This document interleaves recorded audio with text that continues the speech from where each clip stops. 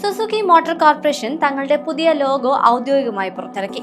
22 വർഷത്തിനിടയിലെ ആദ്യത്തെ പ്രധാനപ്പെട്ട ഈ മാറ്റം ബ്രാൻഡിന്റെ ഒരു പുതിയ അധ്യായത്തിനാണ് തുടക്കം കുറിക്കുന്നത്.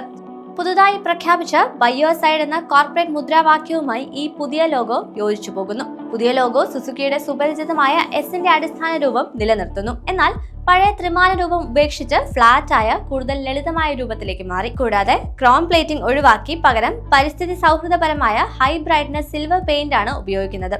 ഇത് ആധുനികവും ഡിജിറ്റൽ സൗഹൃദവുമായ ഒരു ശൈലി നൽകുന്നു.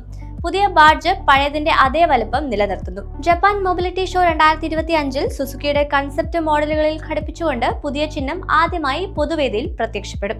അതിനുശേഷം ലോകമെമ്പാടുമുള്ള പ്രൊഡക്ഷൻ വാഹനങ്ങളിൽ ഈ ബാഡ്ജ് ക്രമേണ അവതരിപ്പിക്കും. ചിഹ്നത്തിന്റെ അളവുകളിൽ മാറ്റമില്ലാത്തതിനാൽ പുതുക്കിയ ഡിസൈൻ നിലവിലുള്ള മോഡലുകളുടെ ഗ്രില്ലുകളിലും ടെയിൽ ഗേറ്റുകളിലും എളുപ്പത്തിൽ ഘടിപ്പിക്കാനും സാധിക്കും. ഇന്ത്യയിൽ അടുത്തിടെ അവതരിപ്പിച്ച മാരുതി സുസുക്കി വിക്ടോറിസ് SUV പുതിയ ബാഡ്ജ് ഘടിപ്പിക്കുന്ന ആദ്യത്തെ പ്രൊഡക്ഷൻ മോഡലുകളിൽ ഒന്നായിരിക്കുമെന്ന് സുസുക്കി സ്ഥിരീകരിച്ചു.